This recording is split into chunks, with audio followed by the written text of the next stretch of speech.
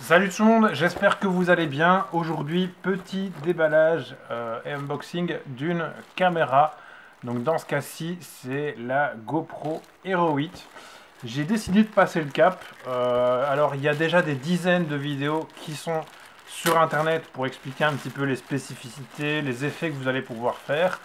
Je vous mets tous ces liens en description, donc à savoir que la caméra ici, je l'ai achetée sur Amazon.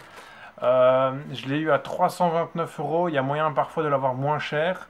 Mais dans tous les cas, 329 euros, c'est tout de même moins cher que dans les magasins dans ma région. Donc clairement, je l'ai acheté sur Amazon et je vous mets tous les liens donc en description. Alors, je suis un grand fan de vidéos.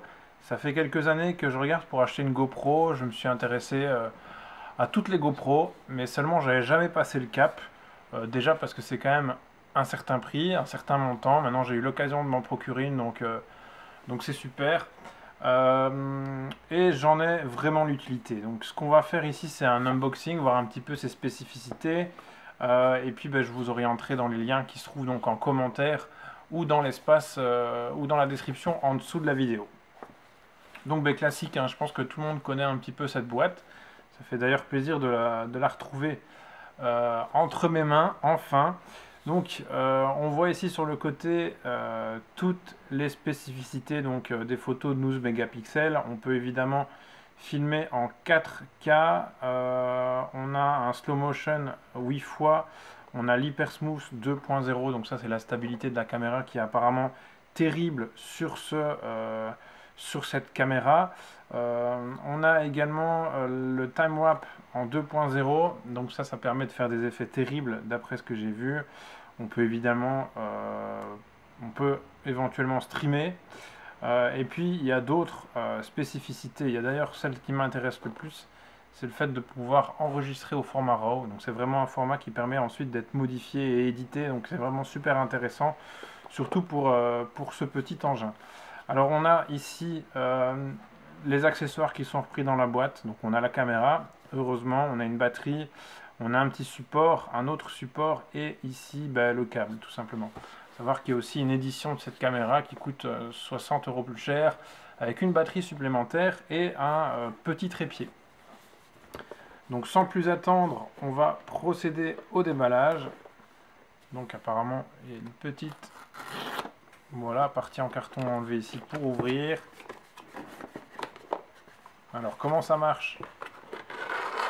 Ah ouais, voilà. Oh, ok, d'accord. Il y a tout qui vient d'un seul coup.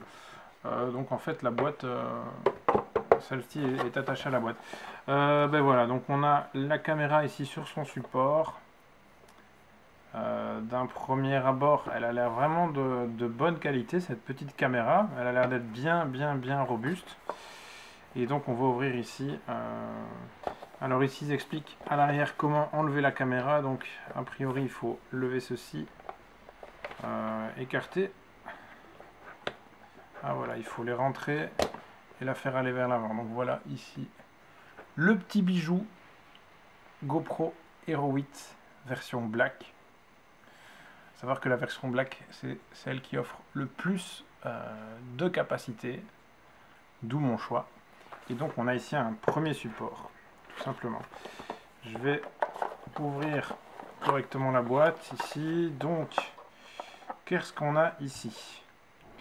Il indique qu'il y a un cloud illimité pour donc stocker vos données sur le cloud GoPro. Et puis c'est une garantie en fait, tout simplement. C'est le papier de la garantie.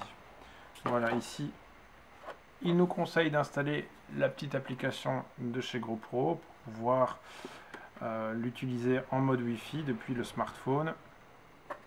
Il nous explique ici simplement comment l'utiliser et comment placer la caméra sur différents supports. Voilà, des petits cartons, un petit stickers bien sympa. Et évidemment, comme d'habitude, un petit mode d'emploi. Alors ici, qu'est-ce qu'on retrouve? Alors un câble en USB-C, un petit câble qui n'a pas l'air d'être très long. Mais bon, petite caméra, petit câble. Voilà, donc ici un câble qui doit faire une cinquantaine de centimètres maximum.